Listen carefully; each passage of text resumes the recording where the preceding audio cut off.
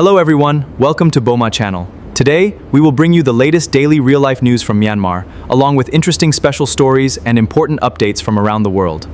ဒီအစောတရငါးနေတမှာဖြစ်ကိုဖြစ်လာမှာရဗျာအဲ့လိုပြောရင်ပူမှန်းမယ်ဒီအစောတရငါးနေတမှာဒေါ်စောသူကြီးလွတ်လွတ်ကျွတ်ကျွတ်အေးအေးနေရတဲ့ဘောအောင်ရောက်လိမ့်မယ်ပေါ့နော် မင်္ဂလာပါခင်ဗျာပြန်လည်တင်ဆက်လိုက်ပါတယ်ဗျဒီတစ်ခေါက်ဗီဒီယိုမှာတော့ကျွန်တော်တို့နိုင်ငံရဲ့လက်တလောအရေးပါတဲ့အဖြစ်အပျက်တွေတာသနာရေးနဲ့နိုင်ငံတမန်ရေးရာအခြေအနေတွေကိုအချက်လက်အပြည့်စုံနဲ့အသေးစိတ်ပြန်လည်တင်ဆက်ပေးသွားမှာဖြစ်ပါတယ် ကျွန်တော်တို့မြန်မာတွေကမြန်မာပြည်ကမချစ်ကြဘူးဗျကိုကျိုးစီးပွားအတ္တအတွက်မြန်မာပြည်ကိုချစ်တယ်လို့လိန်နေကြတဲ့လူလိန်တွေများပါတယ်အဲ့ဒီမှာခင်ဗျားမပါအောင်နေဖို့တိုက်တွန်းပါတယ်ကျွန်တော်လည်းမပါအောင်နေဖို့ကြိုးစားပါမယ်အဲ့တော့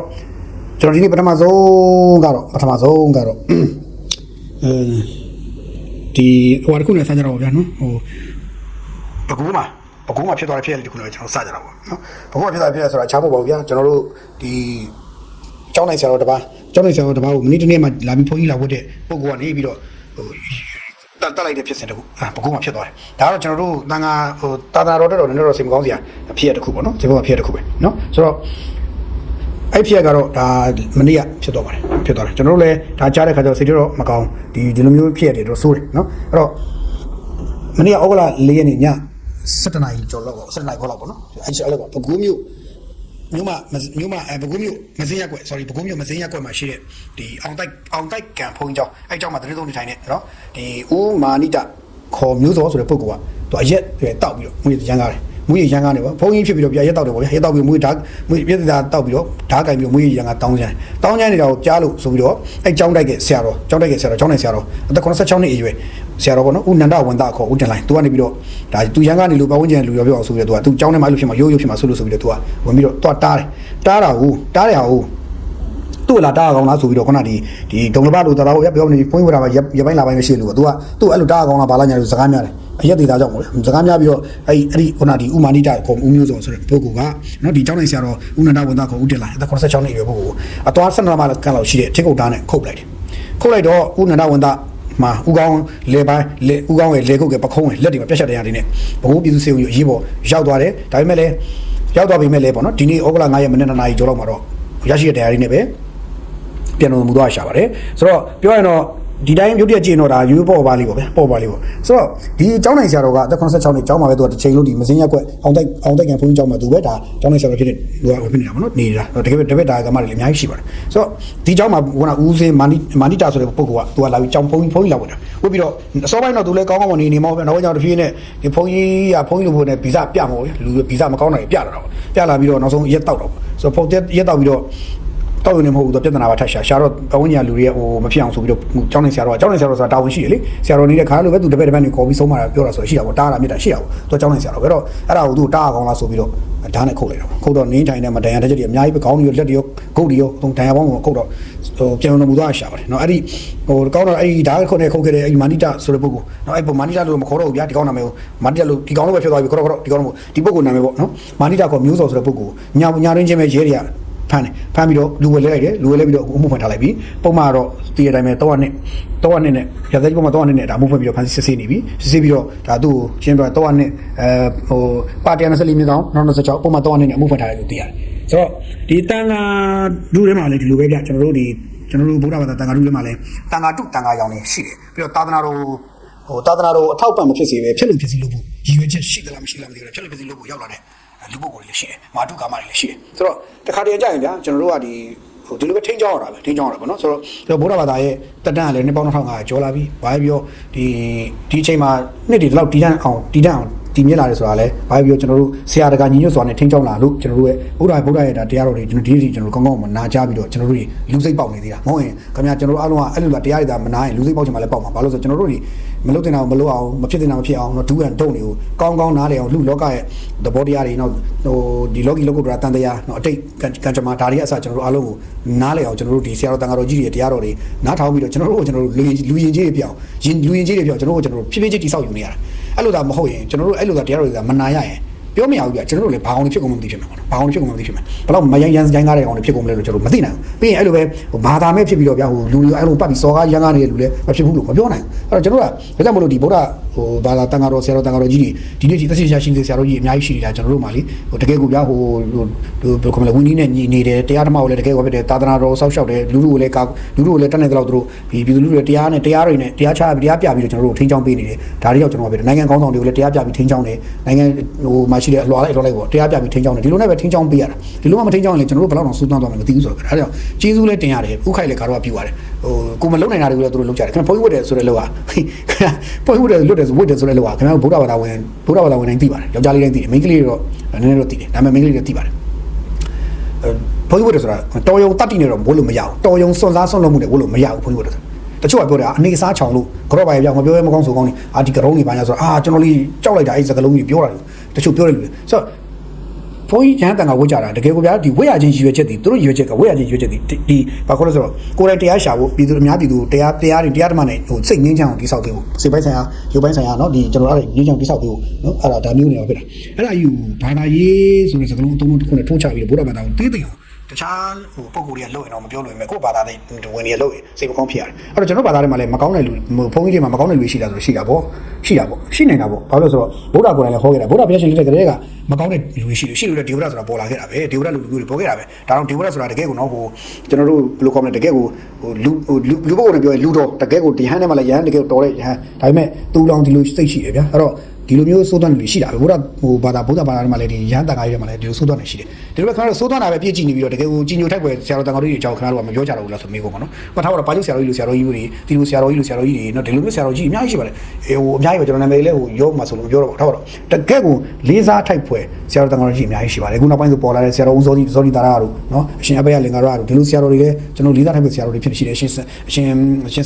စန္ဒတိကတို့နော်ရှင်စေကိန်းနာတို့ဒါမျိုးတွေဟိုဘက်မှာတခြားဆရာတော်တွေလည်းရှိပါသေးတယ်။နော်အရင်တော့ဆိုရင်မာစီဆရာတော်ကြီးတွေလည်းရှိတယ်။စသဖြင့်ပေါ့တကယ်ကိုချမ်းမြေဆရာတော်ကြီးတွေအဲ့လိုပေါ့ဆရာတော်တကယ်ကိုဗျာရှိပါတယ်တကယ်ကိုရှိပါတယ်ဆရာတော်ကြီးကျွန်တော်တို့ကဒီစိုးသွမ်းတဲ့ဆရာတော်ကြီးကြည့်ပြီးတော့ဗုဒ္ဓဘာသာဝင်နေတဲ့ချို့ကတများနှစ်ကြောင်းပေးတဲ့ line ပေါ်မှာတွားပြီးတော့ကိုယ့်ဘာသာကိုပြန်စော်ကားနေကြတော့မကောင်းဘူးဒီလိုမျိုးခုန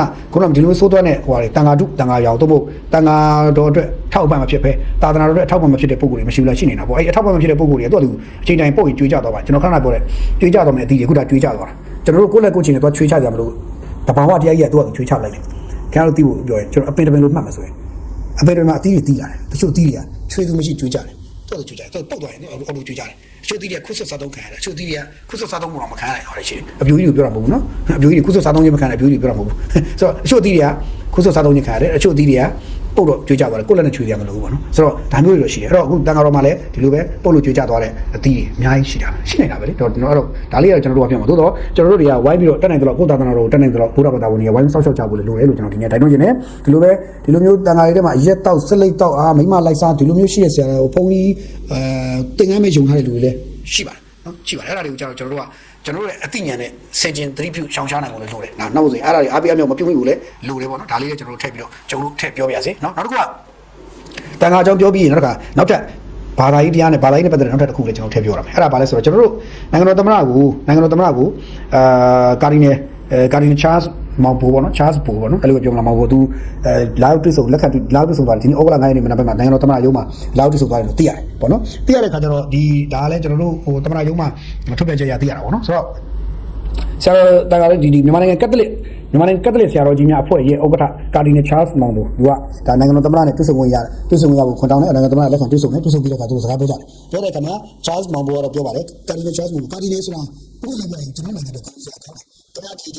တို့ဖက်ရှင်နာတို့ကာဒီနယ်ဆိုတာတကယ်ကိုနိုင်ငံတော်မှာတကယ်အမြင့်ဆုံးလို့ပါတယ်ပြီးကဘာနဲ့ချီပြီးတော့ထေချတယ်ကျွန်တော်ဆက်ကာဒီနယ်17ယောက်ရှိတယ်ထင်တယ်ဗျအဲ့ဒီတက်ရောက်ဗျကဘာနဲ့ချီပြီးတော့ခရစ်ယာန်ဘာသာဝင်တွေအားလုံးအထွတ်မြတ်ထားတယ်သူကာဒီနယ်ချားစ်မောင်ဘူတိုက်တဲ့နိုင်ငံသွားကာဒီနယ်တရားဖြစ်တဲ့သူ့ခရစ်ယာန်ဖြစ်တဲ့ Christian country တွေကတော့သူ့အလေးမြတ်ပြုပါတယ်ဒီလိုမျိုးထိကျွန်တော်တို့နိုင်ငံသက်သားပေါ့နော်ဆိုတော့ကျွန်တော်တို့ Charles Mambo နဲ့ပတ်သက်ရင်ကြီးကျူးကုန်ပြီပါတယ်ပြီးတော့တကယ်လည်းကုန်ပြီပါတယ်ပြီးတော့ဒီ ဒီ27နိုင်ငံရေးခန့်မှာဒီ Charles Mambo လို့နေထိုင်သွားတဲ့ပုံစံလေးကိုကြည့်ပြီးတော့တကယ်လဲလေးစားတမှုထားပါတယ်သူတက်နိုင်တော့တမမြတ်တော့နေသွားတော့တွေ့ရတယ်တက်နိုင်တော့ဒီမြတ်မြတ်တာသူနေပြီးသွားတော့တွေ့ရတယ်တက်နိုင်တော့ပေါ့နော်တွေ့ရတယ်အဲ့တော့ဘာဖြစ်လို့ကျွန်တော်ဒီညနေပြီးတော့ဒီ Cardinal Charles Mambo လို့လည်းဥညွတ်ပါတယ်ဟိုဘာဖြစ်လမ်းပြီးတော့ချီးကျူးဂုဏ်ပြုပါတယ်ပြီးတော့ကျေးဇူးတင်ကြောင်းလေးဒီညကျုံလို့ထည့်ပြောပြစီနော် Christian community တစ်ခုလုံးသူတက်နိုင်တော့ဟိုထိန်းချောင်းပြီးသွားတာလည်းတွေ့ရပါတယ်သူအနေနဲ့ထိန်းချောင်းပြီးတော့တက်နိုင်တော့ထိန်းချောင်းပြီးတော့တွေ့ရတယ်အဲ့တော့ Charles Mambo ကတမနဲ့တွေ့ရတဲ့သူဂုဏ်ယူကြောင်းသူပြောတယ်ပြီးတော့ဒီချိန်ကပဲနိုင်ငံတော်တာဝန်တွေစိတ်ကုံမှုအများကြီးကြားတယ်ဒီကျိုးသားထမ်းဆောင်နေရလည်းအသိမှတ်ပြုတယ်လို့ပြောတယ်အဲ့တော့ထပ်ပြီးကျေးဇူးတင်ကြောင်းပါလို့ဆိုနေပြီးတော့မှကက်သလစ်ဘုရားကျောင်းတိစောက်ဖို့အတွက်နေနေခွင့်ပြုပေးတဲ့အတွက်လည်းကျေးဇူးတင်ကြောင်းထပ်ပြီးတော့ပြောတယ်အဲ့တော့နိုင်ငံတော်သမ္မတပေါင်းရွာပြည်သူများအားလုံးငြိမ်းချမ်းသာဝကြပါစေကြောင်းဒါစုမောင်းတောင်းပါတယ်ဆိုပြီးတော့ဒါသူပြောတယ်ပေါ့နော်ဒါတွေကထုတ်ပြန်ချက် formal တွေပေါ့ဒါပြီးတော့ကျွန်တော်တို့အလားပါသားလာပါပြောကြမှာပေါ့ဗျာနော်ဒါတွေကအဲ့တော့သမ္မတကတော့ပြန်ပြောပါတယ်မြန်မာနိုင်ငံဟာတဲ့လွတ်လပ်စွာကိုးကွယ်ခွင့်ဘာသာတိုင်းကိုလွတ်လပ်စွာကိုးကွယ်ခွင့်ပေးထားတဲ့အပြင်ဘာသာရေးပေါ့ခွဲခြားဆက်ဆံမှုမရှိဘူးဆိုတာကိုတဲ့ဒါဒီကာရီနယ်ကြီးလည်းသိမယ်ဆိုတာမျိုးသူကပြောပြတယ်ဒါကလည်းသူပြောတာမှန်လားမလားခင်ဗျားတို့ကျွန်တော်တို့ဗုဒ္ဓဘာသာဝင်တွေကောင်းကောင်းသိပါတယ်မြန်မာနိုင်ငံသားတွေကိုယ်နိုင်ငံတကယ်ချစ်တဲ့သူတွေကောင်းကောင်းသိတ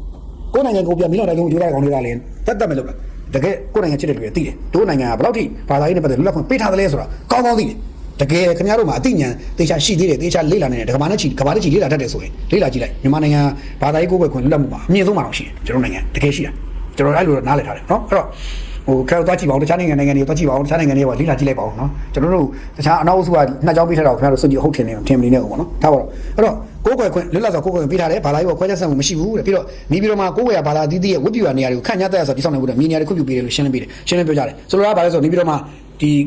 Catholic Christian တွေအတွက်ကြီးပဲမဟုတ်ဘူးပေါ့ဗျာပြောရင်တော့ဒီ Catholic ဘုရားကျောင်းတိစောက်ဖို့ Christian တွေအတွက်ကြီးပဲမဟုတ်ဘူး Islam တွေအတွက်လုပ်တယ်ဟိန္ဒူတွေလုပ်ပြီးတယ်ဗုဒ္ဓဘာသာဝင်တွေလုပ်ပြီးတယ်ပြောချင်တာကျွန်တော်တို့မခွဲခြားဘူးပေါ့ဒါပေမဲ့ဒီနိုင်ငံရဲ့အများဆုံးဒီ community ကဘာလို့ဆိုဗုဒ္ဓဘာသာဖြစ်တဲ့အတွက်ဟို तू ကတော့နေရာအနှံ့မှာတော့မြင်ရမယ်သို့တော့ဒီကြားတဲ့လူတွေကသူလူတို့နဲ့ကိုက်ညီတဲ့သူ့ရဲ့ဒီဘာသာရေးကဟိုကိုယ်ကွယ်တဲ့သူနဲ့ကိုက်ညီတဲ့အဆောင်အယောင်အဆောက်အဦတွေကတော့အမြဲတမ်းဒါတွေကတော့ခွင့်ပြုပေးလို့ရှိတယ်ဆိုတာတော့နိုင်ငံတော်သမ္မတလည်းဒါကိုပြောတယ်ပေါ့ဗျာနော်အဲ့တော့ကိုယ့်ရဲ့ဘာသာတည်တည်ရဲ့ဝတ်ပြုရာနေရာတွေကိုခန့်ညားတဲ့ဆိုတာတိစောက်နိုင်ဖို့တဲ့နေပြီးတော့မှမြေနေရာတွေသူခွင့်ပြုပေးထားပါတယ်လို့ရှင်းလင်းပြောကြတယ်။ကျွန်တော်ကသမ္မတဒီလက်ရှိမြန်မာနိုင်ငံကဒီပါတီစုံဒီလမ်းကြောင်းပေါ်ဆက်လျှောက်နေပြီ။ညီချင်းနဲ့တွဲဆုံဆင်းရေးလမ်းကြောင်းတွေလည်းအကောင့်တွေပေါ်နေပြီဆိုတော့လည်းဒါမြင်ရပြီလို့ပြောတယ်။မြင်မယ်လို့ယူဆတယ်ပြောတယ်ပြီးတော့နိုင်ငံရေးတောင်းဆိုမှုတွေကိုနိုင်ငံရေးနဲ့သာအဖြစ်ရှင်းသင့်တယ်ဆိုတာလည်းပြောတယ်ပြီးတော့ဘာသာရေးခေါင်းဆောင်တွေကိုလည်းသူမြစ်တာခန္ဓာတစ်ခုရှိတယ်။ဒါတကာလီနဲ့ Charles Mambo ကိုတော့သူပြောတာပေါ့။ခြားဘာသာရေးခေါင်းဆောင်တွေလည်းယူရပါတယ်အတူတူပါပဲ။ဘာသာရေးခေါင်းဆောင်တွေအနေနဲ့တဲ့ပြည်သူလူထုရဲ့အတွေးခေါ်တွေစိတ်ဓာတ်တွေယဉ်ကျေးတိမ်မွေ့လာစေဖို့အမျိုးသားပြန်လဲတင်ပြကြီးနိုင်ငံတော်အေဂျင့်တာယာကြီးအတွက်ဘာသာတရားရဲ့အဆုံးအမတွေနဲ့ဆက်လက်ပံ့ပိုးပေးကြဖို့ဆိုတာမျိုးသမ္မတမြစ်တာရေးခံတယ်ဆိုတော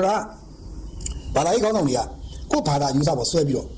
ိုနိုင်ငံရေးကိုနဲ့ရောထွေးပြီးတော့လုပ်တာမျိုးမလုပ်ဖို့ဆိုတာမျိုးလေအဲ့တော့ဘာသာရေးခေါင်းဆောင်တွေကပြည်သူတွေရဲ့အတွေးခေါ်တွေစိတ်ဓာတ်တွေရင်းချင်းသိမ်မွေ့လာသေးဘူးအမျိုးသားပြန်လည်တည်မြဲရေးနဲ့နိုင်ငံတော်ငြိမ်းချမ်းသာယာရေးအတွက်ဘာသာတရားရဲ့အဆုံးအမတွေနဲ့ဆက်လက်ပံ့ပိုးပေးကြဖို့ဆိုတော့ပြောတယ်ခင်ဗျအဲ့မှာအဓိပ္ပာယ်အများကြီးပါတယ်ဆိုတော့ကဲခင်ဗျားခရစ်ယာန်ကျွန်တော်ဗုဒ္ဓဘာသာโอเคကျွန်တော်တို့ဘုန်းကြီးတစ်ပါးကကျွန်တော်တို့ဘုန်းကြီးပေါ့နော်ဘုန်းကြီးတစ်ပါးကနေပြီးတော့တခြားဘာသာတစ်ခုဟိုလို့ခေါ်မလဲအနိုင်ကျင့်နှိပ်စက်ဟိုပြောနေပြီဆိုရင်တော့မဟုတ်ကွာဒီမပြောတဲ့နိုင်ပြောနေပြီဆိုရင်ကျွန်တော်လုံးဝလက်မခံဘူးဘာကြောင့်လဲဒါမလုပ်တင်တိကျဒါကျွန်တော်တို့ခံယူချက်ဘာကြောင့်ဆိုဒါနိုင်ငံရေးနဲ့မရောဘာသာရေးနိုင်ငံရေးကြမလို့သူများကိုးကွယ်ရာဘာသာတစ်ခုပေါ်မှာလေကျွန်တော်တို့မလေးမသားလို့ဆရာဘာကြောင့်မှမရှိဘူးနော်ခရစ်ယာန်ဘာသာဝင်တယောက်မဟုတ်တာလုပ်တာကိုခရစ်ယာန်တစ်မျိုးလုံးနဲ့ကျွန်တော်တို့နိုင်ရှင်စော်ကားတယ်ဘာကြောင့်မှမရှိဘူးအဲ့လိုပဲဗုဒ္ဓဘာသာဝင်တယောက်လုပ်တဲ့အလုပ်အမှားကိုခရစ်ယာန်အုပ်စုတွေကနေပြီးတော့ဗုဒ္ဓဘာသာတစ်ဖွဲ့လုံးကိုစော်ကားပြစ်စရာဘာကြောင့်မှမရှိဘူးဒါကမလုပ်ရမယ့်အလုပ်ဆိုတာကိုဘာသာရေးအသိလူမှုရေးအသိနော်နိုင်ငံကြီးသားကောင်းပြည်သားတဲ့စိတ်ဓာတ်အသိပညာတတ်အသိနဲ့ဆိုရင်သိတယ်လူကောင်းသူကောင်းတွေအသိနဲ့ဆိုသိတယ်အဲ့လိုမဟုတ်ဘူးဗုဒ္ဓဘာသာဝင်တယောက်အမှားလုပ်တာကိုဗုဒ္ဓဘာသာဝင်တစ်ခုလုံးကိုစော်ကားလိုက်တယ်ဆိုရင်အဲ့ဒါဘာသာရေးအမြင်ကျင်းမြောင်းသူလို့ခေါ်တယ်လူမျိုးရေးအမြင်ကျင်းမြောင်းသူလို့ခေါ်တယ်နော်အဲ့ဒါမျိုးအဲ့တော့ဒီကောင်တွေကမှတကယ်ကိုအဆုံးရောက်တယ်လို့ခေါ်တယ်အဲ့တော့ကျွန်တော်တို့ကတော့ခရစ်ယာန်နဲ့ပတ်သက်လို့ထားပါတော့ခရစ်ယာန်တယောက်ကမဟုတ်တာလုပ်ရင်မဟုတ်တာလုပ်တဲ့ခရစ်ယာန်တယောက်ကိုပြောပြီးတော့ခရစ်ယာန် community ကဝိုင်းထိန်းပေးဖို့ပဲကျွန်တော်တို့မြစ်တာရတဲ့ဒါပဲကျွန်တော်တို့ community ကတော့ထိန်းကြပါဦးဒါပဲပြောမယ်ဒါပါလဲဆိုတော့ထိန်းပေးကျွန်တော်တို့ community ကမှဆိုဒါပဲကျွန်တော်ပြောခဲ့တယ်အချိန်ခါဒါပဲပြောခဲ့တယ်ဘာသာရေးစော်ကားမှုဟိုအပြစ်တင်မှုဟောဖြစ်မှုဒါတွေမလုပ်ဖို့မသိဘူးဒီလိုပဲကျွန်တော်ပြောတယ်အစ္စလာမ်ဘာသာဝင်တွေပတ်သက်လဲကျွန်တော်ပြောခဲ့တယ်ဘာလို့ထိန်းချောင်းပေးကြဖို့အစ္စလာမ် community ကအတန်ထွက်ပေးဖို့ဘာလို့ကျွန်တော်ပြောလဲအစ္စလာမ်ဘာသာဝင်တွေတယောက်ကပောက်ကြတယ်လို့အစ္စလာမ် community အတန်ထွက်ပေးဒါမလုပ်အောင်တားပေးဘာလို့ပြောတာဒါပဲကျွန်တော်တောင်းဆိုတယ်ဒါပဲဆိုတော့ဒါမျိုးတွေပြောတယ်ပေါ့နော်အဲ့တော့ဒါတွေကသိဖို့လိုကြလို့တယ်ပေါ့နော်ပြီးတော့နိုင်ငံရေးတွေကိုမရောရှစ်ဖို့ပေါ့မရောရှစ်ကြဘူးအဲ့တော့တချို့တော့လူတွေကြတော့တချို့တော့တိုင်းတိုင်းနဲ့တိုင်းခေါင်းဆောင်အုပ်စုတွေကသူကဘာသာရပြောရင်ခရစ်ယာန်ဖြစ်နေတယ်လို့ရှိတယ်အဲ့ဒီအုပ်စုတွေကခရစ်ယာန်ဘာသာဝင်တိုင်းတိုင်းနဲ့ခေါင်းဆောင်အချို့ပါဘာလို့လဲဆိုတော့အဆုံးရောက်ပြီးတော့သူဘာသာလုပ်ကြလဲဆိုတော့ဗုဒ္ဓဘာသာဝင်ဆိုရင်ရှင်းရမယ်ဆိုတဲ့ပုံစံမျိုးနဲ့ခရစ်ယာန်လက်နက်ကိုင်အဆုံးရောက်အချို့ပ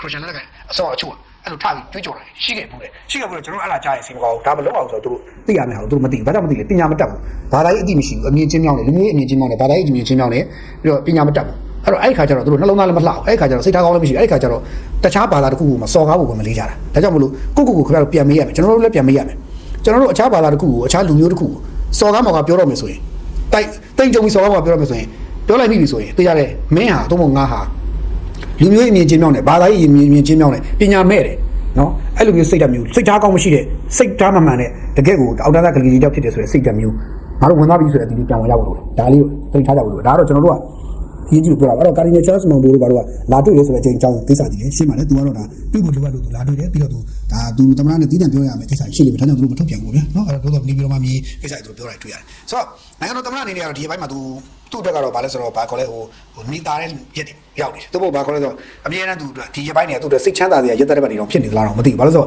ခဏပြန်ကြည့်လိုက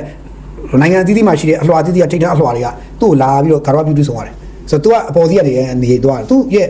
ူ့ရဲ့ဘာခေါ်လဲဒီတိဆောက်မှုကပို့ပြီးတော့ခိုင်မာအားကောင်းလာတယ်သူ့ကိုယ်သူတိဆောက်ထားတဲ့ခိုင်မာအားကောင်းလာတဲ့အခါသူ့ကိုယ်သူတိဆောက်တော့ခိုင်မာအားကောင်းလာတဲ့အခါဘေးပတ်ဝန်းကျင်ကအကုန်လုံးကငါတို့ဒီလိုမှမသွားရင်ငါတို့အနေနဲ့ဘယ်လိုခေါ်လဲကျွန်တော်တို့ဒီဘက်ခေတ်စကားဆိုလို့ရှိရင်ခက်မမီဘူးပေါ့ငါတို့တမရနဲ့တော့တွေ့လို့မရရင်တမရနဲ့တွေ့လို့မရတော့ခက်မမီတော့ဖြစ်မယ်အဲ့တော့ခက်မီအောင်တော့တွေ့ရမယ်ဆိုပုံစံမျိုးထင်အောင်တမရကဘာလဲဆိုတော့အောင်စဘူးလို့ဆိုင်းမှုလို့ဖြစ်ကုန်တာပေါ့တမရနဲ့မတွေ့ရဘူးဆိုရင်ခက်မမီဆိုရင်ဖြစ်တယ်လုံးဝတမရရဲ့မှာကဒီဘာခေါ်လဲစစ်တီမူရပေါ်မှာရောက်သွားတယ်တော့တော့တွေ့ရတယ်တော့တင်ပြတောင်းဆိုလို့နိုင်ဖြစ်လာတယ်ခေါင်းနဲ့တည့်တယ်တင်ပြတောင်းဆိုလို့နိုင်တယ်လူတွေမဟုတ်ဘူးတော့နိုင်ချမ်းနေနိုင်ဒီတမရလည်းတွေ့လို့ရတဲ့လူမှန်အကုန်လက်ခံတွေ့ပေးနေတယ်ဘယ်သူမှဆိုတွေ့ပေးနေဘယ် community ကိုဆိုသူလက်ခံတွေ့ပေးပြီးတော့တည်တည်ချာရဲ့ခံစကားပြောပြီးတော့နိုင်ငံတော်တည်ဆောက်ရေးကိစ္စတွေမှာဝိုင်းဝန်းကူညီဖို့ဝိုင်းကြိုးစားပေးဖို့ဆိုတော့တမရသူပြောနေတာကိုတွေ့ရတယ်ဒါကလည်းသူ့လောက်မှလုပ်ပဲနိုင်ငံခေါင်းဆောင်တယောက်ဖြစ်လာရင်သူလုပ်ကိုလုပ်မယ်လို့ကိုသူထမ်းဆောင်နေတာဖြစ်တဲ့အတွက်ဒါကမကောင်းတာတော့မဟုတ်ဘူးကောင်းနေပါတယ်အဲ့တော့တမရလည်းသူ့တော့ကတော့ဒါဒီအပိုင်းတွေကတော့ဘာလို့ဟိုသူဝမ်းသာစရာရက်တဲ့ဘက်စိတ်ချမ်းသာတည်နူးပျော်ရွှင်စရာရက်တဲ့ဘက်ဖြစ်နေတော့တော့တွေ့ရသူတွေတွေ့ရတယ်အဲ့တော့ထားရလည်းခုဆိုရင်သူ့ကိုဖိတ်ခေါ်တယ်ဘာလို့ဖိတ်ခေါ်လဲကျွန်တော်ပြောခဲ့ပါတယ်သူ့ဖိတ်ခေါ်တဲ့အချိန်မှာဘာမှဖိတ်ခေါ်တော့ပြောတဲ့အချိန်မှာဒီအာဆီယံနိုင်ငံဝန်ကြီးတွေနဲ့မြန်မာနိုင်ငံဝန်ကြီးတွေတွေ့ဆုံတယ်တွေ့တဲ့အခါမှာမာနယ်ဝန်ကြီးနဲ့အဲ့ထိုင်းဝန်ကြီးနဲ့ပြီးတာထပ်တွေ့တယ်တွေ့တဲ့အခါမှာထိုင်းဝန်ကြီးရောက်လာပြီးတော့ဖိတ်စာကိုသူတို့လက်မှတ်ထိုးတယ်တမတော့မြန်မာတမတော့ဖိတ်ကြောင်းသူတို့လက်မှတ်ထိုးတယ်သူ့ဝန်ကြီးရှိမှလက်မှတ်ထိုးတယ်ဘသူဘာပြောကဖိတ်စာလက်မှတ်ထိုးတယ်ကွာကဲပြောမြန်မာနိုင်ငံဝန်ကြီးကိုကဲမြန်မာတမတော့ဖိတ်တယ်ဒါလေးယူသွားပါဖိတ်တယ်အဲ့ဒါမျိုးအဲ့မှာသူက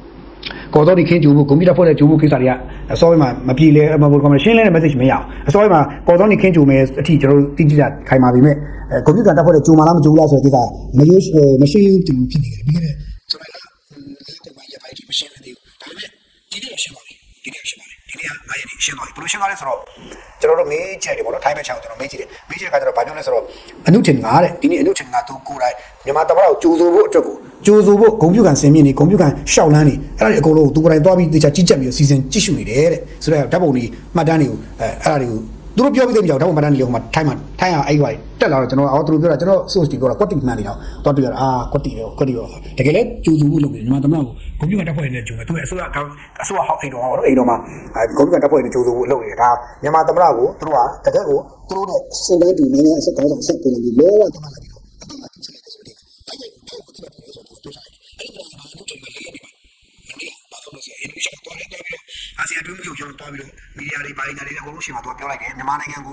အာဆီယံကဒီနေ့ကတစ်ဆင့်ချင်းပို့ပြီးပူပေါင်းဆက်ဆံလာဖို့လုပ်ဖို့လိုပြီးဆိုတော့သူတိုက်ဖိပြောလိုက်တော့သူဖိပြောပြီးတော့အာဆီယံဘက်ကစကားဘာမှပြောနိုင်ဘူးပြောခဲ့ပြီးတော့သူကဒီပုတ်ပြလာပြီးတော့ကွန်ပျူတာတက်ဖွဲ့နေဂျိုးသူကိုဆင်းနေတွေပါတော့သူကိုယ်တိုင်စစ်ဆေးပြလိုက်နေတယ်ကြည့်ရှုပြလိုက်နေတယ်ဆိုတော့ဒါဆိုသူဒုတိယခေါင်းဆောင်တော့ပေးပို့ပြီးလွတ်ပြီးတော့ကြည့်ခိုင်းအောင်ရရတာလေသူကိုယ်တိုင်သွားကြည့်တယ်ဆိုတဲ့ကလေးကသူဒီမြန်မာသမ္မတကိုသူဒီတခြားလေးသူကြိုးစုခြင်းနေဆိုတဲ့အတိတ်ကိုတက်ရောက်တယ်ဒါပေမဲ့အဲ့ဒါအားလုံးနောက်ကတော့ဒါစီစဉ်နေတဲ့လက်မဲကြီးရှိကျွန်တော်တို့ထပ်ပြီးထိုင်းမှာလည်းကျွန်တော်ထပ်ကြားတယ်ဒီဆိုတော့ကျွန်တော်မသိဘူး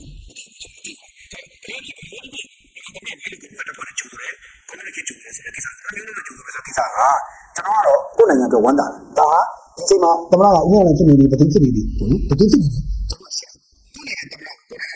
ဒီချိန်မှာကျွန်တော်တို့ကိုယ်နိုင်ငံကောင်းတော့တခြားနိုင်ငံတကူကဂုံပြူကတက်ဖွဲ့နေလေးစားကျူတယ်ဆိုတာကျွန်တော်တို့နိုင်ငံရဲ့ဂုံတိတ်ခါကိုလေးစားတမှုထားလို့ဒီပဲတက်ရောက်တယ်ကျွန်တော်နိုင်ငံပေါ်မှာမလေးမစားလုပ်ရင်ကျွန်တော်လုံးဝလက်မခံဘူးဆိုတော့ဒီပြောဆိုပြီးနေအဲ့ဒါဘယ်တော့မှမဆိုင်ဘူးဘယ်လိုလဲဆိုင်ကျွန်တော်တကယ်နိုင်ဆိုင်ကျွန်တော်ရှင်းတယ်ဒီနေရာမှာဥနာလည်းဖြစ်နေပြီတခြားလူဖြစ်နေပြီပြည်သူဖြစ်နေပြီကျွန်တော်သမ္မတဖြစ်နေရှိနေတဲ့သူပုံကိုတဦးတယောက်အတွက်သူများနိုင်ငံဖိတ်ကျွန်တော်တို့ကိုတိတိကျကျဖိတ်မှာကျွန်တော်လက်ခံတယ်တိတိကျဖိတ်စီတိတိကျကျကျူးလို့ချင်းအဲ့ဒါမှကျွန်တော်နိုင်ငံတိတ်ခါကြတိတ်ခါမချအောင်ခေါ်တယ်ဘာလို့ခင်ဗျစဉ်းစားကြည့်ဖို့လိုတာကျွန်တော်အလုံးစဉ်းစားဖို့လိုတာကဒီကျွန်တော်နိုင်ငံသမ္မတကိုဘက်ကနေပြီးတချမ်းပဲကျူးဆိုတဲ့သဘောမျိုးလုပ်ခဲ့ရင်အဲ့ဒါဘာလဲလို့မင်းသူ့ကိုစော်ကားတာမဟုတ်ဘူးကျွန်တော်နိုင်ငံသမ္မတကိုစော်ကားတာလို့ခေါ်လို့မရဘူးမလေးမသားလို့ခေါ်လို့မရဘူးနိုင်ငံကိုမလေးမသားလို့ခေါ်လို့ရတယ်အတိတ်ပဲအဲ့လိုဖြစ်တော့လုံးဝလက်မခံတော့ဒါကိုပြောချင်တာနော်မြင်ဖို့လိုတာပေါ့နော်ပြောအသွင်သဏ္ဍာန်နဲ့အနှစ်သာရကိုကြည့်ဖို့လိုတယ်အသွင်သဏ္ဍာန်နဲ့အနှစ်သာရကျွန်တော်စော်ကားခံရပြီအသွင်သဏ္ဍာန်မှာသူကဟိုလိုတူလျှောက်ပြောနေမယ်အနှစ်သာရမှာကျွန်တော်စော်ကားခံရပြီဆိုတော့ဖြစ်တာအဲ့ဒါကြောင့်ကျွန်တော်လုံးဝလက်မခံဘူးပြောတာတိုးတော့အခုကြိုးစုံပြီဆိုတော့အတူတူကျေးဇူးတင် နော်ထိုင်းဝင်ကြုံလို့တယ်ကျေးဇူးတင်တယ်သူဆုံးဖြတ်ချက်ပြရတဲ့သားနဲ့မထူးတော့ဘူးကွာတို့ဂုံးပြတဲ့ဖွဲ့မှာကြုံမယ်လို့ဆုံးဖြတ်လိုက်ပြီးတော့ချလိုက်တာတကယ်ကိုဒါဝမ်းသာစရာကောင်းပါတယ်ကျွန်တော်တို့နိုင်ငံအတွက်ဒါသူနိုင်ငံပေါ်မှာမလီမသားမလုပ်ရဲဘူးဆိုတော့မလုပ်သင့်ဘူးမလုပ်ထိုက်ဘူးဆိုတော့သူနားလေတယ်တို့ကျွန်တော်နားလေပါတယ်အဲ့တော့ကျွန်တော်တို့လည်းမီဒီယာတွေတုံးပြီးအော်အားကျပြောအားကျတယ်နှက်တယ်မီဒီယာရေးရကျတယ်နှက်သွားတယ်ပေါ့နော်ဆိုတော့ကောင်းပါတယ်ဒါဝမ်းသာစရာတဲ့အဲ့တော့အမှုတင်ငါအဲ့လိုကြိုးစုံမယ်ဆိုတော့ဘာပြောတစ်ဖက်မှာတော့အဖွဲ့အစည်းရတော့နည်းနည်းတော့ဝူရှူဝါးတွေတော့တစ်ဖက်ဝူရှူဝါးတွေဖြစ်ကုန်ပြီပေါ့နော်တကယ်ကြိုးစုံပြီးသွားရင်တော့ထိုင်းမှာရှိတဲ့ဟိုပြည်ပြည်တွေအဖွဲ့တွေကတော့နည်းနည်းတော့ဒီကောင်တွေတော့ဖင်တော်တော့ကြောက်ရလိမ့်မယ်ဒါပေမဲ့တစ်ခုရှိတာကတော့အဲ့တလောက်ထိမြန်မာဘက်ကအတင်းလိုက်ရောပြီးမြန်မာကိုလုံးဝကိုမြန်မာတော့ကိုထိုင်းရအသေးအတန်တွေလုတ်ပြနေတဲ့အကြောင်းရတော့တခုတော့ရှိတော့ဗျအဲ့လောက်ထိဟိုချော့နေပြီဆိုရင်တော့အဲ့လောက်ထိဘာဖြစ်နေပြီဆိုရင်တော့ဟိုကျွန်တော်တို့ဘာနဲ့သွားတူလဲဆိုတော့ဟိုဘာလို့လို့ဖြစ်နေပြီပေါ့နော်ဟိုတမီးစားတွေစပြီးကြိုက်ခါစအမျိုးကောင်လေးဘက်ကနေအရန်ကိုမဖြစ်ပြပြီးတော့ပြီးလဲပြီးရောအဲ့လိုမျိုးပေါ့နော်အဲ့လိုဆိုရင်တော့ခံလိုက်ရမှလည်းကျွန်တော်တို့လည်းစိုးတယ်တခုလည်းရှိတာပေါ့နော်ကျွန်တော်တို့တမန်လည်းအဲ့လိုမညံ့ပါဘူးကျွန်တော်တမန်လည်းပိုင်ပိုင်နိုင်လိုအပ်တဲ့သူလို့ပြောရမယ့်ဟာတွေကတော့ပိုင်ပိုင်နိုင်သူလည်းထပ်ရောက်နေပြီကြိုက်ထားပြီလို့ကျွန်တော်တို့ကြားပါတယ်အဲ့တော့ပိုင်ပိုင်နိုင်ဟိုမှာသူဝေးအောင်ပိုင်ပိုင်နိုင်သူပြောလိမ့်မယ်ဒါတော့သူတို့ချင်းချင်းပြောကြမယ့်စကားအပြင်ထုတ်မှလည်းမဟုတ်ဘူးပိုင်ပိုင်နိုင်သူပြောမယ့်ဟာတွေရှိလိမ့်မယ်လို့သိရတယ်ထိုင်းမှာလည်းအဲ့ဒီအတွက်ကိုမြန်မာဘက်ကကိစ္စတွေပြင်ပေးနေတယ်လို့ချမ်းမြေကြားရတယ်ဒီချိန်ထဲမှာပဲဒီခုနကဟိုနိုင်ငံတော်သမ္မတဟိုတွေ့တယ်ဆိုလို့ကိစ္စလိုမျိုးဂျုံနဲ့ထပ်ပြောနိုင်ငံတော်ကတစ်ဖက်ကလည်းဖိတ်တယ်လာတွေ့တယ်မှာဝါရမနေ့ကတွေ့ရဆိုလို့ဝါရစကားလေးတွေပေါ့တန်တမန်ရေးရဝါရလည်းတော်တော်လေးကိုဝါလည်းတော်တော်ဝါတယ်လို့နော်တော်တော်ဝါတယ်သူပြောရမှာမြန်မာနိုင်ငံအစိုးရဟိုတဲ့မိဘလိုသဘောထားပါတယ်ပေါ့မိဘလိုသဘောထားမိဘရဲ့စောင့်ရှောက်မှုအောက်မှာကျွန်တော်ရေးပါတော့မိဘလိုသဘောထားရဲဆိုကြတဲ့အမွေတောင်းမယ်ဆိုတဲ့အဓိပ္ပာယ်ဖြစ်နေတယ်ကြီးလည်းလောက်ကြအောင်ပေါ့နော်ဟိုကိုမိဘလိုသဘောထားပါတယ်လည်းပြောတယ်သားစိုးသားမိုက်လူမျိုးနေလိုက်တခါတလေစိုးသွားလိုက်တခါတလေသားစိုးသားမိုက်ချင်းနဲ့ရိုက်တော့ခံသလားဆိုတော့မခံဘူးမဲချင်းနဲ့ချင်းရွေးတာနဲ့ငါရဲကြီးငါလုတ်ပြမှာပါညာဆိုတော့မျိုးနဲ့သားစိုးသားမိုက်ကနည်းနည်းတော့ဘာဖြစ်သေးတယ်နော်မိဘလိုသဘောထားပါတယ်ပြောသေးတယ်သားစိုးသားမိုက်ပုံစံလေးတော့နေချင်းသေးတယ်အဲ့တော့တခါကျရင်စကလုံးတန်တမန်ရဝါတော်တော်ကိုတန်တမန်ရေးပါဝါနေတဲ့သဘောရှိတယ်အဲ့လိုလှုပ်သွားတာရှိတယ်ဒါကြောင့်တခါကျရင်လည်းဝါလည်းရှော့တော့လို့တော့မရဘူးပေါ့နော်ဝါလည်းကြာလိုက်သူကလည်းစဉ်းစားမှာပဲအခုမြန်မာသမ္မတကခီးတော့ရှိတော့သူကလည်းစဉ်းစားနေမှာပဲထိုင်းနေတာမျိုးကမြန်မာနဲ့တောင်ပြသွားရင်ဝါလည်းသူ့တကအချိန်မကောင်းနိုင်ဘူးမတရုတ်ကလည်းသူ့ကိုသိရောပြတာမဟုတ်ဘူးဆိုတော့သူကဝါထိုင်းရဲ့မြန်မာရဲ့တရုတ်က3ပွင့်ဆိုင်ကြားထဲမှာညက်သွားမှာဝါလည်းသူစဉ်းစားတတ်မယ်လို့ယူဆပါတယ်ပြီးတော့လူငယ်မျိုးဆက်တွေကိုထုတ်ပြလာတယ်မျိုးဆက်တွေကိုနေရာပေးလာတယ်ဆိုတာလည်းအကြောင်းရှိတယ်ပေါ့နော်ဝါလုံးနေတာဆိုတော့ဒါဝါရွေးချက်ရှိနဲ့သူလုပ်နေတယ်ပေါ့ဗျာပြီးတော့ဝါရဲ့နောက်မျိုးဆက်တွေလူငယ်တွေကိုတော့စောင့်ကြည့်ရမယ်သူတို့တွေကတော့သူတို့မိဘတွေလက်ထက်တော့တိုက်ကြခိုက်ကြစောကြလောကြနေအဲ့လိုနဲ့ပြောပြကြတော့သူတို့လက်ထက်မှာစစ်ပွဲကိုမကြုံဘူးထဲဝင်သူကစစ်ပွဲကိုမကြုံဘူးတဲ့အခါသူ့နေမျိုးမကြည့်မကြဘူးအဲ့ခါကျတော့သူတို့ကကြည်ကြလာမှာသူတို့ကပိုကြောက်နေမယ်လို့ကျွန်တော်ခံမှန်းနေတယ်တချို့ကထင်လို့ကြည်ကြလာမှာသူပိုကြောက်နေမယ်ဘာလို့လဲဆိုတော့ဘာလို့ဒီလိုပြောလဲဆိုတော့တိုးတက်ဖွံ့ဖြိုးနေတဲ့စာအုပ်တွေပိုင်းညာတွေပေါ်မှာကြီးကြလိုက်ရင်ဘယ်လောက်ပျက်စီးသွားပြီးဘယ်လောက်ဆုံးရှုံးသွားမလဲဆိုတော့သူတို့တွက်တတ်တယ်။ဘာလို့ဝါလူငယ်ကောင်းဆောင်တွေကပညာတတ်တွေစားတတ်တယ်။ဟိုစားတတ်အောင်ရမ်းမလို့ရဘူး။ဟိုရမ်းမလို့ဒီစစ်တပ်နဲ့စစ်မတိုက်ရဘူး။စစ်တိုက်မယ်ဆိုလို့ရှိရင်တချို့ကပြောလိမ့်မယ်ဝါပါလေစစ်တပ်ကိုကြောက်စရာလားဝါမဟုတ်ဘူးခင်ဗျားတို့ထင်လို့တက်ကမဖြစ်တော့လေဒီကနေအဝေးရိုက်လှမ်းပြစ်နေမှာပေါ့ခင်ဗျားလည်းဝါကိုလှမ်းပြစ်နေပြထောက်တော့ဝါပဲခံနိုင်မယ်ပြီးတော့ဝါကိုဖြတ်တော့လို့ရတယ်အများကြီးရှိပါတယ်ဆိုရအဲ့တော့ဝါလည်းတဖြည်းဖြည်းနဲ့သူ့ဟာသူသဘောပေါက်လာတယ်နောက်မှသူ့နောက်မှာဘက်ကအများကြီးမပေးနိုင်အခုချိန်မှာသူ့ဘက်ကသူမပေးဘူးအဲ့ဒါလေဝါတောင်ပိုင်းချိုးနေတယ်ဆိုတော့ဒီဘက်ကမြန်မာဆိုရလေဒီအတိုင်းပဲကြီးကြီးကြည့်နေတယ်ပြီးတော့ထိုင်းတောင်ပိုင်းဝါတောင်ပိုင်းရဲ့ဟိုလွတ်ရကြောင်းဝါတောင်ပိုင်းရဲ့လွတ်ရတွေကြောင့်တတ်တူတူလို့ထိုင်းမှာညဉ့်ညံ့တဲ့ကိစ္စမြန်မာဆိုတာခေါ်မေးစရာဖြစ်လာတယ်ဝါတောင်ပိုင်းမင်းတို့ဘာဆက်လုပ်မလဲဝါကောင်းဆောင်တွေမင်းမယ်မင်းတို့ဘာဆက်လုပ်မလဲဝါကောင်းဆောင်တွေအဖြေတစ်ခုပေးနေအဲ့ပေးရင်ထိုင်းကိုပြပြလိုက်မင်းတို့ဖြစ်တဲ့ကိစ္စတွေဒီလိုပေးရင် message တွေပါတယ်မတော့လေထိုင်တော့ဝါနဲ့တွေ့တယ်ဒါလည်းရှိတယ်ဒါလည်းကတေ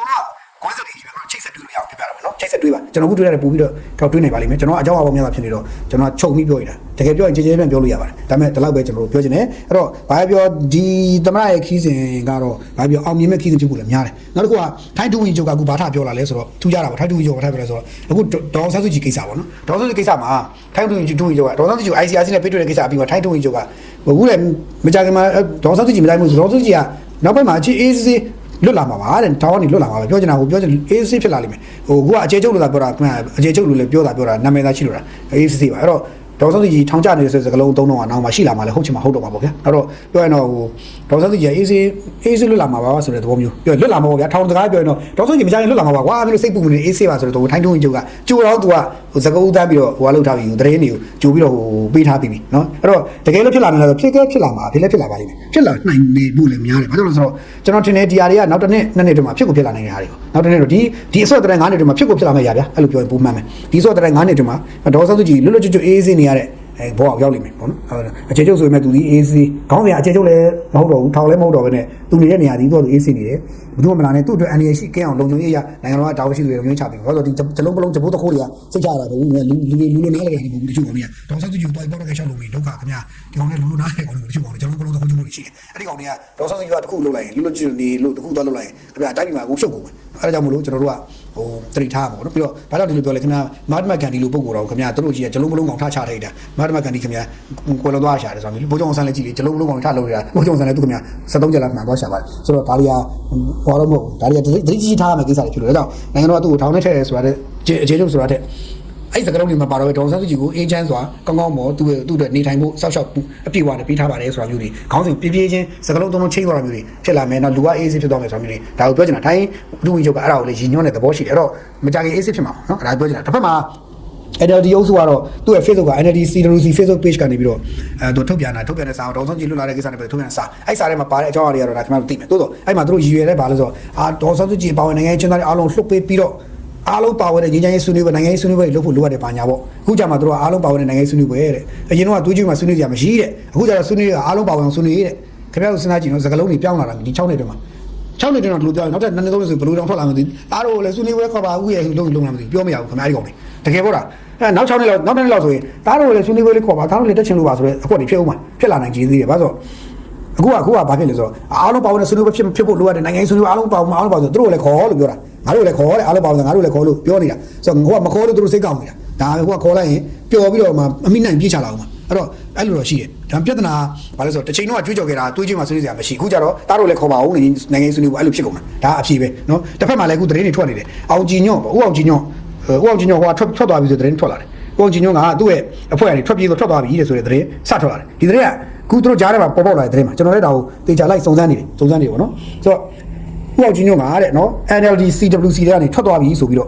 ့အဝေးရောက် NLD တွေထွက်သွားပြီဆို CWC တွေထွက်သွားပြီဆိုပြီးတော့သတင်းတွေထွက်လာတယ်အဲ့တော့ NLD ရဲ့မှာ CWC ဆိုတော့မထည့်ပါနဲ့ဆိုတဲ့သဘောမျိုးကိုသူကပြည်တွင်းကပြောလို့ CWC ကမထည့်တော့လို့သူလည်းမထည့်တော့သူလည်းမပါတော့ဘူးဆိုတာမျိုးအောင်ကြည်ညွန့်ကပြောတယ်ပြီးတော့သူဖွဲ့ပေးထားတဲ့ပြီးတော့သူဖွဲ့ပေးထားတဲ့ဒီ CRPH တို့ NUG တို့အဲ့ဒီမှာတော့သူရှိနေသေးတယ်ဒါပေမဲ့ NLD ရဲ့ CWC ဆိုတာအဲ့ဒါသူထွက်ပြီးတယ်မရှိဘူးပေါ့ဆိုတော့ NLD မှာ CWC ဆိုတာမရှိဘူးဆိုတော့ဒေါ်ဆောင်စုကြီးပြောထားပြီးသားအဲ့ဒါကိုစီးစမရှိဘူးဆိုတော့ဒေါ်ဆောင်ပြောထားပြီးသားဟိုထပြီး CWC ချဖွဲ့တယ်တခိုးတွေဂျိုးတွေဖြစ်ကုန်အကုန်လုံးနေဖို့လာတော့ဥဆောင်တခိုးဂျိုးတွေဖြစ်ကုန်ပြီးတော့အခုကြတော့ပြည်တွင်းကနေလှမ်းပြောလို့ပါဆိုကြည့်ရတာဦးဝင်းမြင့်များလှမ်းပြောသလားမသိဘူးတမလားဟိုဖြစ်ခဲ့တယ်ဦးဝင်းမြင့်များလှမ်းပြောသလားတော့မသိဘူး CWC ဟိုတဲ့NLD CWC ဆိုတာမဖွဲ့ပါနဲ့တော့မရှိတော့ဘူးပေါ့အဲ့ဒါတော့မဟုတ်သူလည်းမထွက်မရှိတော့ထွက်ပြီဆိုပြီးပြောတယ်ပြီးတော့ပြောရင်တော့ဟိုဘာခေါ်လဲဒီသူမပါတော့ဘူးဆိုတော့เนาะ ICWC ကသူမပါတော့ဆိုတဲ့သဘောမျိုးသတင်းစကားပေးလာတယ်တဲ့เนาะအဲ့သတင်းကတော်တော်ကြည်ကြလောင်ဖြစ်လာတယ်เนาะပြီးတော့ဒေါအောင်ဆန်းစုကြည်ကိစ္စနဲ့ပတ်သက်လို့ထွက်လာတဲ့အချိန်မှာရှင်းပြတော့ CWC နှုတ်ထွက်ဆိုတဲ့သတင်းပြန်ဦးအောင်ကြည်နှုတ်ထွက်ဆိုတဲ့သတင်းပြန်နေတယ်လို့ NLD အုပ်စုတွေလည်းတဖြည်းနဲ့ပြတ်တော့ကုန်ပြီဗျာအဲ့တော့ပြောရတော့ချင်းချင်းကြားမှာလဲဘသူကဘာကုန်လဲဖြစ်ကုန်ပြီးတော့ဒီ CWC ဆိုတာဘယ်လိုလဲဘာလဲညာလဲဆိုတဲ့ခေါင်းစဉ်နဲ့အကုန်ရှုပ်ကုန်ပြီအဲ့ CWC ရှုပ်ကုန်တော့ဟိုနောက်ဆုံးတော့ဘာလဲဆိုတော့ဇင်မာအောင်တို့နေဖုန်းလာတို့လက်ညှိုးပြန်ထိုးချမယ်ဆိုတဲ့သဘောမျိုးဖြစ်လာတယ်ပေါ့နော်ဆိုတော့ဟိုဘာလဲဟိုနောက်တစ်ယောက်ရှိသေးတယ်ဗျာဒီလူနာမည်တော့ကျွန်တော်မေ့နေတယ်ဗျာကြော်ထွေးသူတို့အုပ်စုပေါ်လက်ညှိုးပြန်ထိုးရမယ်သဘောရှိနေလို့ကြားတယ်အဲ့တော့ဦးအောင်ချင်းညနှုတ်ထွက်သွားပြီဟုတ်မဟုတ်ဆိုတာတော့ခင်ဗျားတို့ကြည့်တာစုံစမ်းကြလိုက်အောင်နော်ဒါတော့ကျွန်တော်တော့ကြားနေတယ်ပြည်ပြည်အုပ်စုတွေကိုယ့်အုပ်စုံစမ်းကြည့်ကြအောင်လို့တော့ကျွန်တော်ပြောကြည့်နေတယ်ဒါလေးလေးထည့်ပြောကြလို့ပြည်ပြည်အုပ်စုလေနော်ကဲအဲ့တော့ကျွန်တော်တို့ဒါပြောပြီးတဲ့နောက်မှာကျွန်တော်တို့ထိုင်းဘက်မှာနောက်ထပ် issue တစ်ခုလည်းကျွန်တော်တို့ရှိသေးတယ်အဲ့ဒါကဘာလဲဆိုတော့ issue နှစ်ခုရှိတယ်တစ်ခုကဘာလဲဆိုတော့ဒီထိုင်းမှာမဟာချိုင်မှာခုအဖွဲ့တစ်ဖွဲ့ထားဖွဲ့လိုက်တယ်ထိုင်းမှာမဟာချိုင်မှာပေါ့နော်အဖွဲ့တစ်ဖွဲ့ထားဖွဲ့လာတယ်အဲ့ဒီအဖွဲ့ကလည်းတော်စိတ်ဝင်စားဖို့ကောင်းတယ်နော်ဘာလဲဆိုတော့ဒ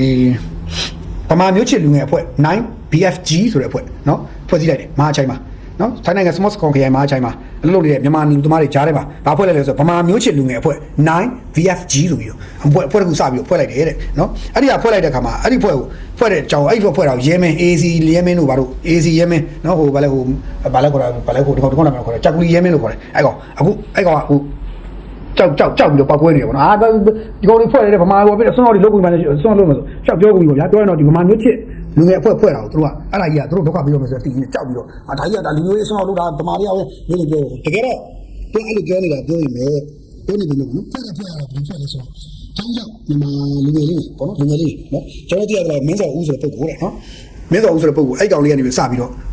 သူပါမှာသူ့ရဲ့ network နဲ့သူစုပြီးတော့ဖွဲ့လိုက်တယ်ပေါ့နော်သူဗမာလူမျိုးတွေကိုစီးအောင်တယ်ဗမာလူမျိုးတွေစီးအောင်တော့ဗမာလူမျိုးတွေအဲ့မှာထိုင်းမှာရှိတဲ့ဗမာလူမျိုးတွေကိုဖွဲ့ပြီးတော့သူကဗမာကွန်ရက်တစ်ခုပုံစံဖွဲ့တယ်တဲ့နော်သူအဲ့ပောက်ကူတော်တို့ထိုင်းမှာဘာသာဖွဲ့နေချိတ်စိတ်လှုပ်ရှားပါတယ်ဆိုပြီးရဲမင်းရတယ်ပြောတယ်နော်ဘယ်လိုပဲပြောဒီဗမာလူမျိုးတွေစီးလုံးဖို့ဗမာဗုဒ္ဓဘာသာကိုကာကွယ်ဖို့လောကလူရလူမျိုးရေးဘာသာရေးရအခြေခံရဟိုကိုလူမျိုးကိုကာကွယ်ဆောက်ရှောက်ဖို့ဆိုတဲ့ရည်ရွယ်ချက်နဲ့ဖွဲ့စည်းရပေါ့ဗျာဆိုတော့အဲ့ဒါကိုတို့ကဘာလဲဆိုတော့အချမ်းဖက်ဘယ်လိုမှဒီပောက်ကူတော်နဲ့ဖွဲ့စည်းရလို့အချမ်းဖက်လှုပ်ရှားမှုတွေလူမျိုးရေးဆောက်တာမျိုးစုံရဲမင်းတို့ကခေါင်းစဉ်တက်ပြီးလှုပ်ရှားဖို့ကြိုးစားနေတယ်ကျွန်တော်နားလည်တာကတော့ပြပရောက်နေတဲ့မြန်မာတွေအားလုံးနဲ့ပါကချင်အဖွဲ့လည်းရှိတယ်ကချင်ကြီးအဖွဲ့လည်းကချင်အဖွဲ့ရှိတယ်မွန်ကြီးအဖွဲ့လည်းမွန်အဖွဲ့လည်းရှိတယ်ရခိုင်ကြီးအဖွဲ့လည်းရခိုင်လည်းရှိတယ်နော်ချင်းကြီးအဖွဲ့လည်းချင်းအဖွဲ့လည်းရှိတယ် တရားရုပ်ဖွဲ့တယ်တရားဖွဲ့လဲရှိတယ်ဒါပေမဲ့တိုက်တဲ့ဟာပြောခေါင်းစဉ်တစ်ခုချင်းအောက်မှာလူမျိုးတစ်ခုအောက်မှာခေါင်းစဉ်တစ်ခုချင်းနဲ့ဖွဲ့တဲ့အစုဖွဲ့တွေရှိကြတယ်အဲ့တော့အဲ့ဒီဖွဲ့တွေအစုဖွဲ့တွေဖွဲ့ကြတော့ကြတော့ဘာမှမထွက်ကြဘူးဘယ်သူမှလည်းမပြောဘူးအဲ့ဒါမှန်တာပေါ့တို့ချင်းစီးလုံးအောင်မယ်ဒါမှန်တာပေါ့ဘာညာဆိုပြီးခုဗမာတွေစီးဖွဲ့လဲဖွဲ့တော့ဗမာတွေအစိုးရတွေဆိုတဲ့စကားလုံးနဲ့ရဲမင်းတို့အုပ်စုကစတုံထိုးပုတ်ခတ်လာတယ်ခင်ဗျားတို့စဉ်းစားကြည့်ဗျာသူတို့ဖွဲ့ရတယ်ဗမာတွေဖွဲ့မရဘူးဆိုတာဒါဒီမိုကရေစီလားကဲကျွန်တော်တို့ချင်းချင်းလေးပဲဗမာတွေလည်းကြာလာတော့ဗျာစော်ကားခံတာများလာတော့ခါကြတော့ဗမာလူငယ်တွေပြပဗမာလူငယ်တွေစော်ကားခံတာများလာတယ်နိုင်ကျင့်ခံတာများလာတဲ့ခါကျတော့တို့လည်း community တစ်ခုဖွဲ့မှရတော့မယ်ဆိုတဲ့အသိစိတ်တွေတို့ကောက်ဖွဲ့တယ်လို့ကျွန်တော်နားလဲအဲ့တော့တို့ဘာလုပ်မလဲတို့အကြမ်းမှုလုပ်ရင်ထိုင်းရဖမ်းပါတို့တာရေးနာရေးကိုလူမျိုးကိုကာဝယ်ဆောက်ချောက်ရေးနော်ဘာဓာတ်လုပ်မယ်ဘာသာရေးလုပ်မယ်ဆိုရင်တော့ဘာမှပြဿနာမရှိဘူးလေနော်တို့လည်းသူ့ community ကိုဖွဲ့ပြီးတော့တယောက်အခက်ခဲရှိရင်ကိုကြီးဆောက်ချောက်ကြမယ်ဗမာတယောက်ဟိုမှာတော့ရောက်နေတယ်လူကြားတော့လည်းကိုမာလူ community ကတော့ကိုဆောက်ချောက်တယ်ဒါဘာမှမထူးကြဘူးလို့ရမယ်တကယ်တော့ဗျာအဲ့လိုတော့လူမျိုးစုလိုက်ကွဲနေရမှာမဟုတ်မြန်မာဆိုတဲ့ခေါင်းစဉ်တစ်ခုအောင်မှာအတူတူရှိနေရမှာအဲ့ဒါကိုဗျာခင်ဗျာတို့ဖွဲ့လို့ရတယ်ခင်ဗျာကျွန်တော်ပြောဘူးလေခဏခင်ဗျာထိုင်းမှာလည်းရှိတယ်မလေးရှားမှာလည်းရှိတယ်ဗမာတစ်ခါဖွဲ့ဘူးဘာဖွဲ့လဲချင်းတို့ကချင်တို့အမွန်တို့ကြရတို့ရှမ်းတို့ရခိုင်တို့အကုန်ဖွဲ့ရတယ်အကုန်လုံးဖွဲ့ရတယ်လူမျိုးကြီးဖွဲ့ဟိုရှိတယ်ဖွဲ့တယ်ဒါပေမဲ့ဗမာတွေကြတော့တစ်ခါဖွဲ့ဆိုတော့ဘာဖြစ်နေလဲဆိုတော့ဗျာဟိုသူတို့လုပ်ရင်အပေါ်ကဗမာလုပ်ရင်လူမျိုးဆောက်တယ်ဆိုတော့ခင်ဗျားတို့ဗျာဟိုဆန်းလဲနည်းနည်းလေးစဉ်းစားလေးပြောကြအောင်လို့နော်စဉ်းစားလေးပြောကြအောင်ဒါလေးလည်းကျွန်တော်ထည့်ပါငါတို့မှလည်းဖွဲ့ခွင့်ရှိပါတယ်ကွာငါတို့မှလည်းဥပဒေငါတို့လည်းလူတွေပါကွာဗမာတွေလည်းလူတွေပါဗမာတွေမှလည်းဒီလိုလေးတော့ဖွဲ့လို့မရဘူးလားပေါ့နော်ဒီညီလေးဒီမင်းစော်ဦးဆိုတာပါလားကျွန်တော်မသိဘူးသူလည်းကျွန်တော်မသိတစ်ခါမှလည်းမဆုံးဘူးကြုံလို့ပြုံကြားလို့မကြောက်ဒါပေမဲ့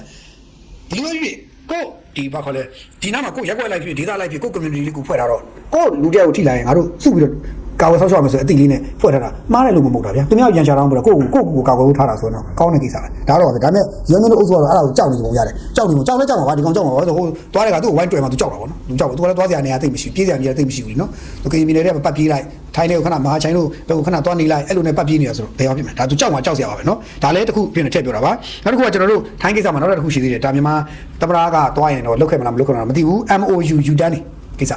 MOU ဆိုတာထိုင်းကိုမြန်မာကနေပြီးတော့အလုပ်သမားတွေဆီလို့တဲ့ခါမှာ MOU စာချုပ်နဲ့တရားဝင်စာချုပ်နဲ့ MOU စာချုပ်နဲ့တော့လွတ်တယ်လို့ရှိတယ် MOU စာချုပ်ပိုင်ရှင်တွေကပါရှိလို့ authorized ကရှိတယ် passport ရှိတယ် passport ပေါ် job PG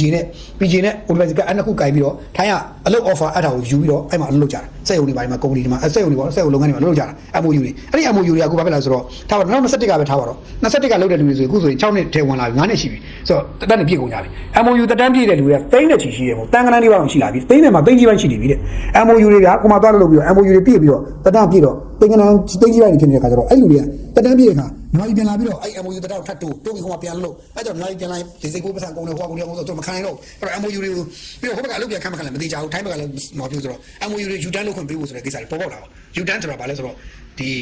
နေဆက်ကိတ်ကနေလှည့်ပြန်သွားတာမျိုးသူကထားပါတော့ဗျာမြန်မာပြည်ထဲကိုရန်ကုန်မြို့တိပြန်လာပြီးတော့ passport ပြန်ပြီးတော့တက်တန်းတိုးတာဟိုဟာတို့ကတည်းကလုံနေတော့ဗနဲ့ပတ်တန်းတော့ authorized ကတ်တိုးတာဟိုဟာတို့ကဒီဟာတို့စာချုပ်တွေတက်တန်းတိုးတာလုံနေပဲနဲ့သူကဒီ U-turn ကိုပြန်မသွားမလဲဆိုတော့ဒီကော့တောင်းရနောင်းရနောင်းလားရနောင်းကနေပြီးတော့ကော့တောင်းကိုဝင်ကော့တောင်းမှာလုပ်ပြီးရနောင်းပြန်ပြီးတော့ဟိုထိုင်းသက်ဆိုင်ထိုင်းနိုင်ငံနဲ့ပြန်သွားဒီဘက်ကလည်းကြာတော့မြောက်ရီမဲဆောက်ကိုလားမဲဆောက်ရဲ့မြောက်ရီကိုဝင်ပြီးတော့မြောက်ရီကလက်ဆိုင်ရေးလုပ်ပြီးတော့မဲဆောက်ကိုတက်တဲ့အဲ့ဒီ U-turn နေရာနှစ်ခုပြန်ပြီးကြားတယ်အဲ့တော့ဘုဘက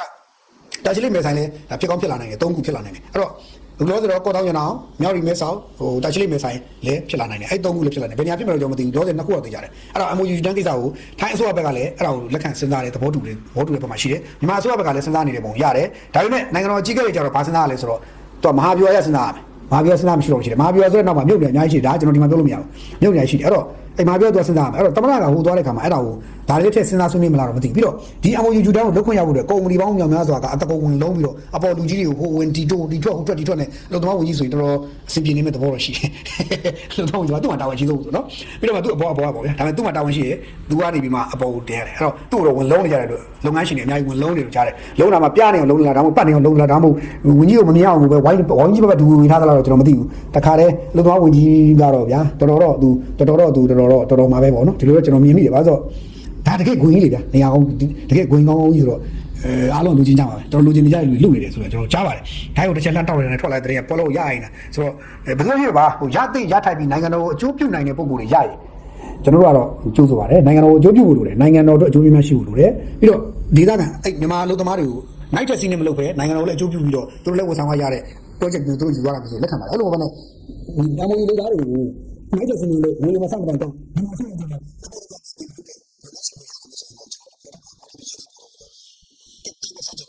ယ်ပါတယ်ခင်ဗျာကဲ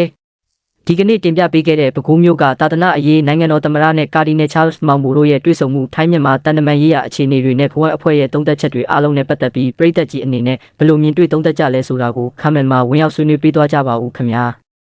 အခုလိုပြန်လည်တင်ဆက်တဲ့ဗီဒီယိုကိုအဆုံးထိဆက်လက်အားပေးနာဆင်ပေးကြတဲ့အတွက်ကျေးဇူးအထူးတင်ပါတယ်နောက်လာမယ့်အစီအစဉ်တွေမှာထပ်မံဆုံတွေ့ကြပါဦးမယ်အားလုံးကိုကျေးဇူးတင်ပါတယ်ခင်ဗျာ